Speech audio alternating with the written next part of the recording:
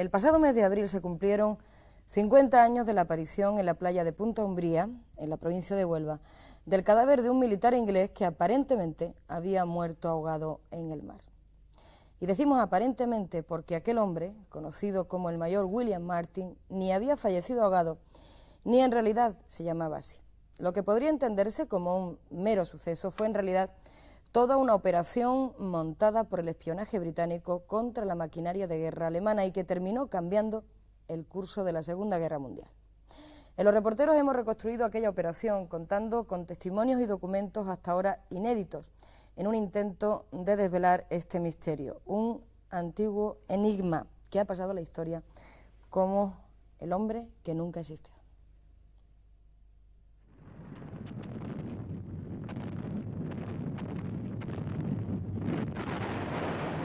Si hay una frase que se ha escuchado hasta la saciedad con referencia a la Segunda Guerra Mundial, ha sido la de que nunca tantos debieron tanto a tan pocos.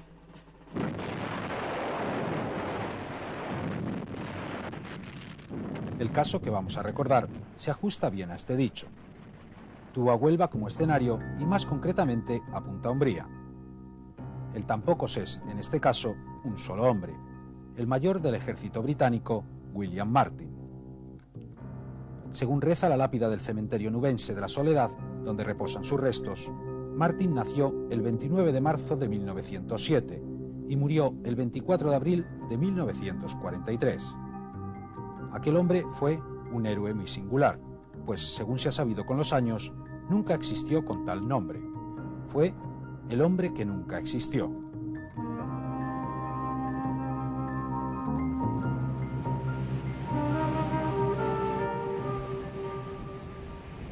En esta misma playa que une las localidades del Portil y Punta Umbría, se encontraban faenando al despuntar del alba de aquel 24 de abril de 1943 varios pescadores que recogían sus redes.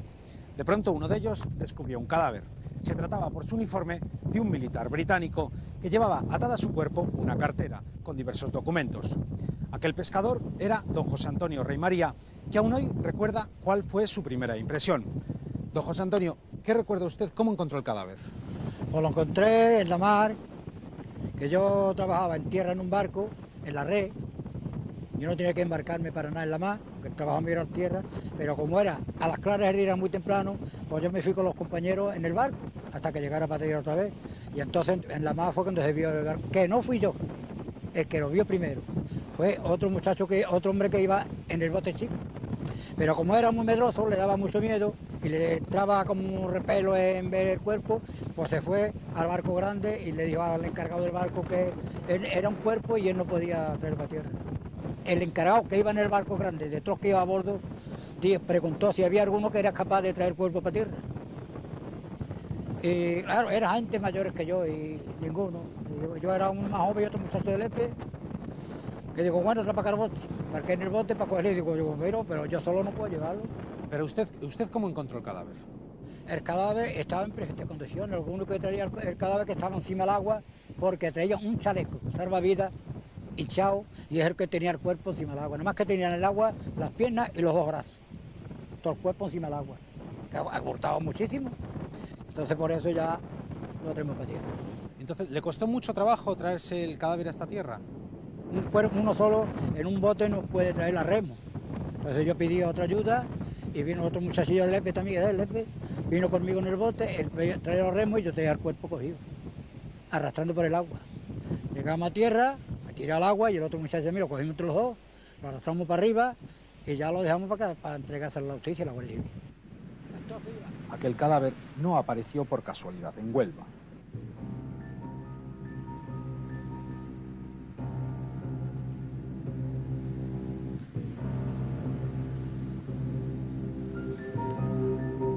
Los ingleses conocían bien esta provincia gracias a su presencia desde el siglo pasado a través de la Rio Tinto Company. De esa época han quedado significativas huellas en la ciudad, como son el barrio obrero o barrio de la Reina Victoria Eugenia, el Hotel Colón, donde se alojaban los directivos de la empresa, o el recientemente rehabilitado Muelle del Mineral, una estructura de hierro al más puro estilo del arquitecto Eiffel.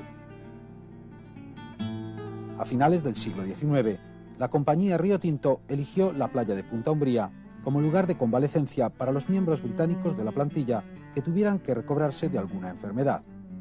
Con el tiempo, convirtieron esta zona en lugar escogido para pasar sus vacaciones. En Punta Umbría pues habría unos 250 marineros, que es lo que había. Ahora, la demasía eran los chalés de los ingleses, que entonces eso, casi toda Punta Umbría era de los ingleses. Eran los chalés que había. Ya algunos chalés de gente que venían ya a Brenar y eso, que es lo que había, pero Punta Umbría entonces era muy chica. Era muy chica porque no había carretera, ¿verdad? No. El que venía a Brenar a Punta Umbría tenía que venir por las canoas, por los barcos que tiene. Lo que no pasaba de ser un poblado de pescadores se convirtió pronto en todo un pueblo. Río Tinto estableció una línea de transporte fluvial desde Punta Umbría hasta Huelva, y todavía hoy quedan allí restos de sus típicas viviendas. De aquellos días siguen en pie también edificios como el Cine San Fernando y un montón de recuerdos entre los más mayores. Yo incluso, por llevar una maleta a su casa, me daba un duro, a otros 6 pesetas según. Y había entonces aquí 3 que tenían burro, para acarrear a los ingleses. Uno era Belmonte, otro Juan y otro Rafael de los burros que le llevaba. Esos son los que le carreaban con los burros, las maletas y las cosas. Este edificio, que aparece hoy abandonado, sede del antiguo consulado alemán en Huelva, fue el cuartel general de la propaganda nazi y lugar por el que pasaron todo tipo de confidentes que vigilaban los intereses británicos en la zona. La importancia de esta región en la Segunda Guerra Mundial nos la cuenta un historiador onubense al pie de la tumba de William Martin.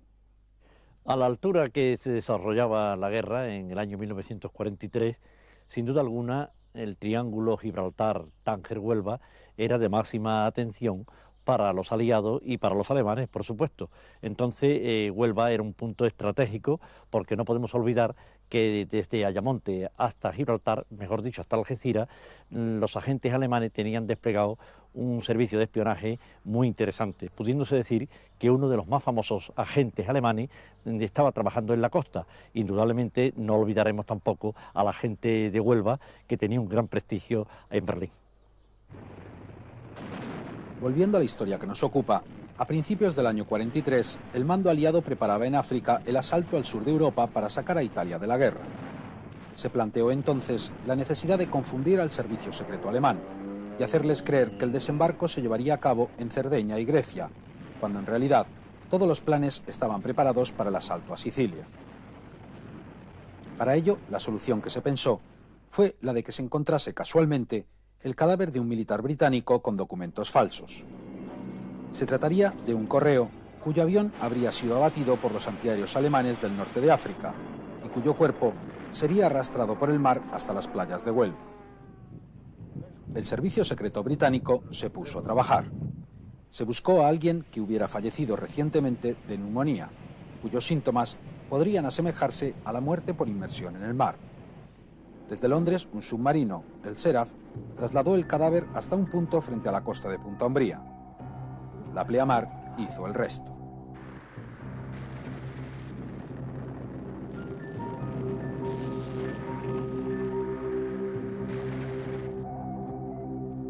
Para hacer creíble su identidad, a aquel cadáver se le vistió de militar y se le puso en una cartera la documentación de un oficial, el supuesto mayor William Martin.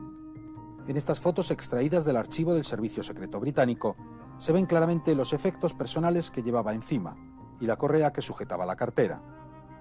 Martin portaba, entre otras cosas, una foto de su supuesta novia Pamela e incluso facturas como esta del Club Naval de Londres. En la cartera había unas cartas de presentación al jefe de la flota aliada en el Mediterráneo, de las que se podían deducir los planes de desembarco. En esta, por ejemplo, aparecen 2 palabras que fueron clave para que los alemanes pensaran que Cerdeña y el Peloponeso griego serían los objetivos del desembarco aliado.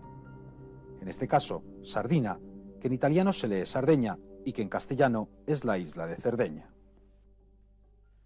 Tras recoger el cadáver en la playa, la Guardia Civil lo llevó hasta el cercano caño del Maset, detrás del Portil, y desde allí en una de las lanchas de pasajeros de la época hasta Huelva.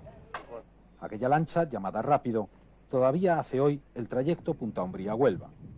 En la sala de autopsias del cementerio La Soledad se realizó el examen del cadáver. el nieto del médico que hizo aquella autopsia, recuerda aún el hecho.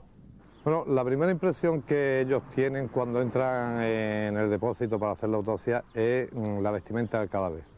Existe además el recuerdo de la frase de mi abuelo a mi padre cuando le dice: niño, mucho cuidado que este muerto está muy bien vestido.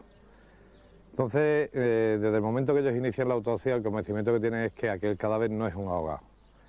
Y lo estiman o lo pueden determinar en base a tres cuestiones. Primera, es la propia tersura de la piel y del cabello, incluso de la ropa que viste a aquel cadáver, que no tiene el aspecto del tiempo que se supone que ha debido estar en el agua.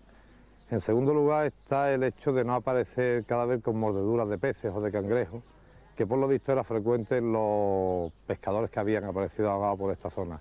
Y por último, la determinación del líquido que hay en el pulmón, que ellos pueden determinar perfectamente que no se trata de agua de mar, sino que es un líquido por una enfermedad pulmonar, que puede ser por una neumonía o una bronconeumonía o algo de esto. Si sabían que no había muerto ahogado, ¿por qué se escribió en el registro del cementerio que la causa del fallecimiento de William Martin, nacido en Cardiff, Inglaterra, era asfixia por inmersión en el mar?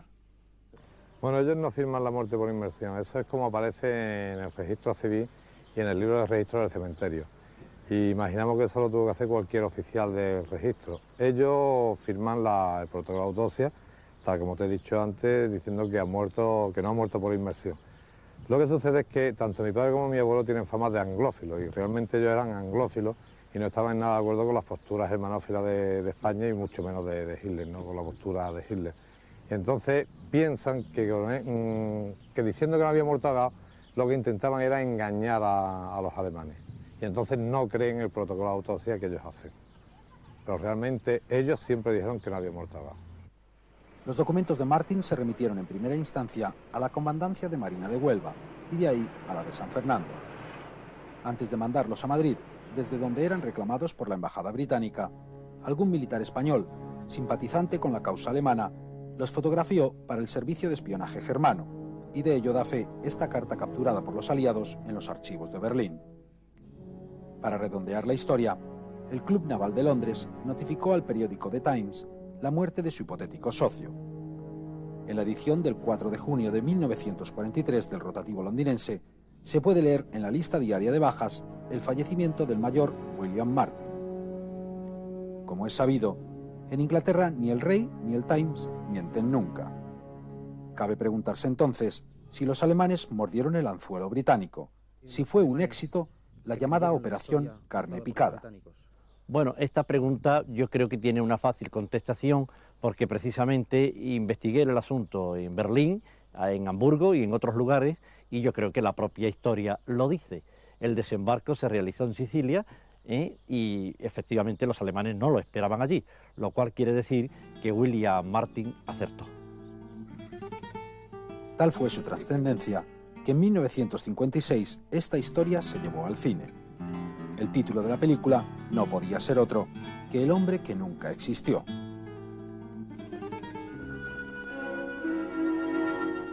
En la playa de Punta Umbría se ruedan diversos planos de la película El hombre que nunca existió, dirigida por Ronald Nime, con un grupo de operadores y técnicos ingleses. En el nodo de aquellas fechas se recogió el rodaje de la película, que tuvo como protagonista a Clinton Well, y en la que participaron como extras la mayoría de los habitantes de aquella localidad onubense.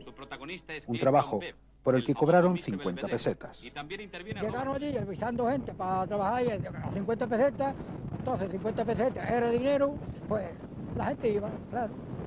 Fueron hasta mujeres creo que estuvieron ahí también trabajando la película, pero yo no fui. Un enigma que no desveló aquella película y que aún permanece oculto es quién era realmente el hombre cuyos restos reposan en esta tumba del cementerio de Huelva. Contestar a esa pregunta sería desvelar uno de los secretos mejor guardados por la historia de la Segunda Guerra Mundial y por los archivos del espionaje inglés. Yo creo que por respeto a la familia del difunto, del cadáver que se encuentra aquí enterrado, y también por lo acordado con el gobierno inglés en el momento de realizar la operación, el nombre debe seguir quedando en secreto. Sin embargo, recuerdo que un día, siendo director del diario Diel, tuve ocasión de conocer al capitán de un barco ruso, así también como a un agente inglés, y conversando sobre este caso largamente, pudimos llegar a desvelar la personalidad de la persona que aquí descansa. yo creo que sería muy curioso recordar que hubo un diplomático inglés, Sir David Cooper, que escribió una obra preciosa, donde, leyendo entre líneas, pudiéramos casi imaginar y desvelar, sin saber el que lea esa obra que se refiere a este caso, que la hora de este corazón fue la de un militar inglés que servía en la India. Ciertamente quedan muchos misterios en torno al hombre que nunca existió. Entre ellos uno especialmente romántico. ¿Quién mandó durante años las flores que aparecían cada 24 de abril sobre la tumba de aquel héroe anónimo, de aquel protagonista de uno de los mayores golpes del contraespionaje de la Segunda Guerra Mundial?